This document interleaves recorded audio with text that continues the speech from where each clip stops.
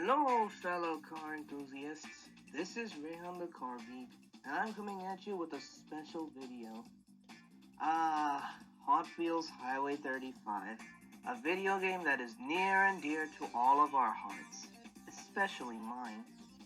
In this video, I will be ranking all of the cars from the video game from my least favorite to my most favorite. And a quick disclaimer, this is just my opinion, so if you disagree with me, that's totally fine. Without any delay, let's begin the video. Number 35, Golden Arrow. This might make some people angry, and I'm deeply sorry to disappoint some of you, but Golden Arrow is last place on my ranking. This car replaced the 1959 Chevrolet Corvette Stingray XP87 that Marky drove. Don't get me wrong, I like the Alfa Romeo throwback with the V-shaped grille on the front, but I have my reasons. First of all, I can't imagine Marky driving anything but the Stingray, even though I liked Spinebuster and Flathead Fury in Acceleracers. I like its engine sound in the game and the livery, but the reason I ranked it last is because Golden Arrow never really caught on with me. I was deeply disappointed that they couldn't get the Stingray for the game. I understand that they couldn't get a copyright deal from General Motors, but they could have tried. Poor Marky, they did my guy dirty here. Number 34, No Matter What. Yeah, seriously, that's its name. This car replaced the 1955 Chevy Bel Air Nomad from the movie. The name at first weirded me out, but it's a decent design. However, the reason I'm not putting it any higher than 34 is, again, I can't imagine Lonnie driving anything else but the 55 Nomad. Please let me elaborate and I'll explain. No Matter What has two flaws that made it go down in my ranking. It only has 2 out of 7 for both grip and speed, meaning it's slow and it's a handful to drive. Another thing that weirded me out about this car is that in the game, it has the exact same engine sound as Golden Arrow. Honestly, the game maker should have tried to get a copyright deal from GM and Chevy, because this car just isn't the same as the Nomad. Number 33, Overboard 454. Now don't get me wrong, I loved Overboard 454 in Velocity X, another Hot Wheels game, but as Taro's car, I'm not that fond of it. It can never replace the 1970 Roadrunner. However, I will give it 1 point for the number in its name.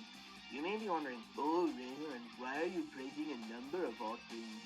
It's because the 454 is a callback to one of my all-time favorite muscle cars, the Chevrolet Chevelle SS with the LS6 454 big block.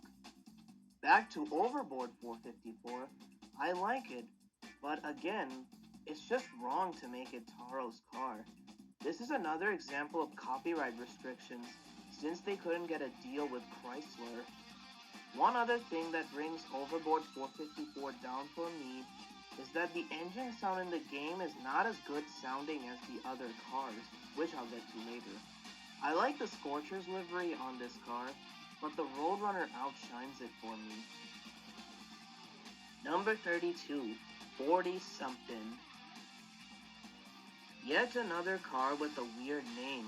40-something replaced the 1993 Chrysler Thunderbolt from the movie, and it was driven by Fluke. But like JC Squared said, not to be confused with being a fluke. When I first saw 40-something, it reminded me of a C6 Corvette, but it's actually based on the Le Mans dominating Ford GT40.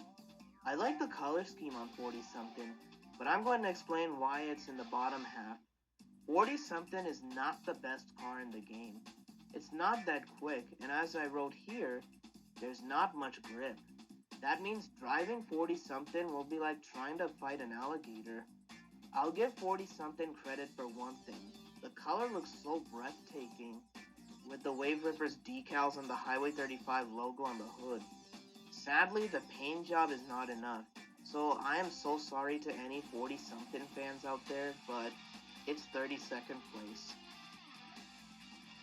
Number 31, Grease Lightning. Another substitute car, and driven by Jerry Boylan, Grease Lightning is a, shall we say, unique car. It's obviously inspired by Formula One race cars since it's open-wheeled and a bit skinny, I might say. I liked this car in Velocity X, especially the parts where you had to fight it to protect Maelstrom. But just because it was good in Velocity X doesn't mean it's that good in Highway 35, at least in my opinion. First of all, the engine gave me goosebumps when I heard it. It literally sounded like a wild animal, no pun intended, was shrieking. What holds Grease Lightning back is how difficult it is to drive. I've seen playthrough videos of Highway 35, and I can tell you that it's like a roller coaster. Even then, I'm glad they didn't use motocross, because I'm not that fond of motocross, to tell you the truth. Number 30, So Fast. Continuing the weird name streak, So Fast replaces Harrison Lau's Red Baron in the game. Honestly, I much prefer So Fast over Red Baron. I've seen videos from other Acceleracers YouTubers, and they always roast Red Baron. It may not have been the best in Velocity X, but So Fast redeemed itself in this game. In terms of speed, it has a 7 out of 7 rating, and every other thing besides acceleration is perfect, meaning you could use it in hard mode, if you wanted to. So Fast is one of my favorites. It's exactly like an old hot rod from the 1930s, which it was inspired by. But, unlike these older hot rods, which might be slower in today's standards, So Fast is the exact opposite. When it comes to the engine noise, So Fast makes such a nice sound. I think they should have put this car in the movie instead of Red Baron. That way, Harrison Lau wouldn't have been done dirty. Number 29, Mega Duty. A childhood classic for me. Mega Duty is a nice looking truck. Shout out to Trub, the YouTuber, for this. It looks exactly like a lifted Ford Ranger, just as he said in his video. I get the feeling Mega Duty is Hot Wheels' take on a Ford Ranger, and man, they did an excellent job in not making it look hideous. I wouldn't mind driving this truck. Of course, nothing's perfect, but Mega Duty has one imperfection that makes it lower on my ranking. It only has a 2 out of 7 rating for grip. That means on your PlayStation controller, your fingers are gonna get tired just trying to control Mega Duty. The other reason that it's at this spot is because there are some cars that are just better. Even then, I still like Mega Duty. Number 28, Silhouette 2. Yet another made-for-game car. Silhouette 2 replaced the 1963 Chevrolet Corvette Stingray split window as Jed Blaney's car. But I'm sorry to say this, Mattel really messed up here. Don't misunderstand. I love the engine sound that this thing makes in the game. It sounds exactly like a muscly American V8. Even then, I think it's a little ugly. I think they should have included the Corvette in the game. Admittedly, I like the massive engine sticking out of the hood, but I just think that the Stingray looked better. Not to be confused with Marky's Corvette Stingray.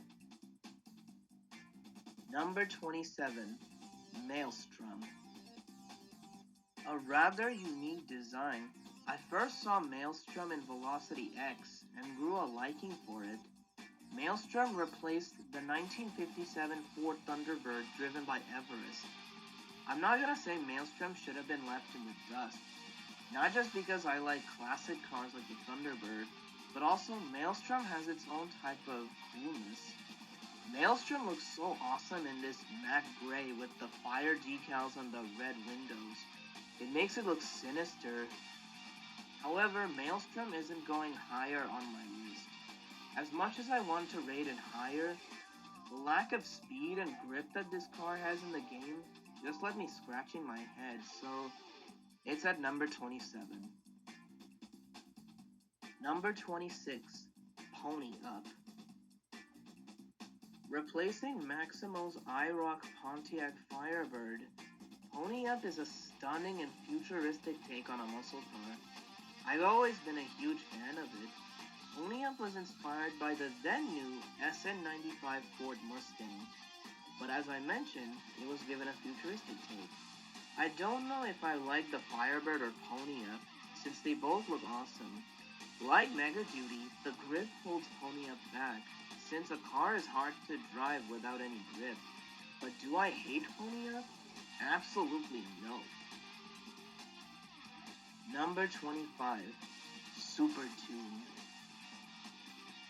Replacing the 1997 Ford F-150 driven by Chubo, Super Tune reminds me a lot of a lowrider, since it looks so low to the ground for a truck.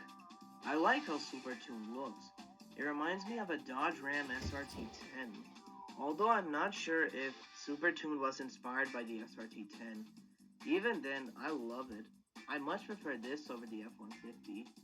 However, it suffers from a drawback that has affected some of the cars I've ranked. No grip! Honestly, I don't know what the game developers were thinking. If you're gonna make a truck for the players to drive, why give it little to no grip? Number 24, Power Rocket. Yucatan's car, Power Rocket, is a Hot Wheels design I've always been intrigued by.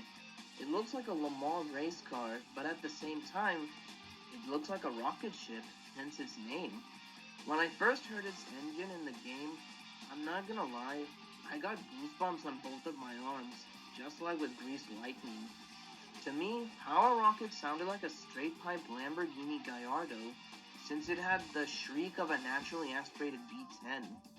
Power Rocket is yet another victim of the grip problem, since people often complain about how it handles compared to other cars in the game. Even then, Power Rocket will always be one of my favorites. Number 23, Zotic. Said to be based on the legendary Lamborghini Gallardo, Zotic was a car that really caught my attention, especially in Highway 35. The two-tone black and orange paint scheme on this car reminds me a lot of the Bugatti Veyron Super Sport. I'm fine with Zotic despite its flaws, but the reason it's got this spot is because it barely makes any noise in the game. It sounds much quieter compared to cars like Power Rocket or Soul Fast. Number 22, Power Pistons. Power Pistons is a childhood Hot Wheels car for me, since it was one of the first Hot Wheels cars I collected as a kid. One aspect that really drew my attention is that it has a 6-liter V12, just like an Aston Martin, even if it doesn't look like one. I love its unique design, and the fins sticking out in the back. It makes it look like something from the future. The boost is shockingly terrible, which I wasn't expecting from a car like this one. Even then, I still love Power Pistons. Unquestionably a nostalgic car. Number 21, Seared Tuner. The last car for part 1 of this video, don't worry, there's gonna be a part 2, guys, is Seared Tuner. This car is inspired by Japanese tuner cars like the legendary Mitsubishi Eclipse. It's undoubtedly a fan favorite amongst Hot Wheels enthusiasts like me. It actually used to be called Showstopper, but they had to get rid of that name because of copyright issues. This car replaced the Toyota RSC driven by Tony Berry in the movie. But in my opinion, I think this should have been in the movie instead of the RSC. I don't know, it just looks so much better than the RSC.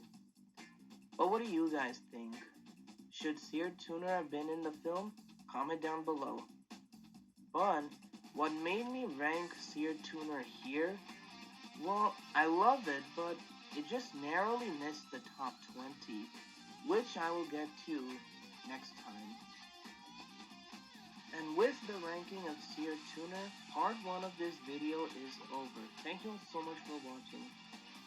Not to copy Piston Cup Productions, but please please remember to comment, leave a like, and subscribe.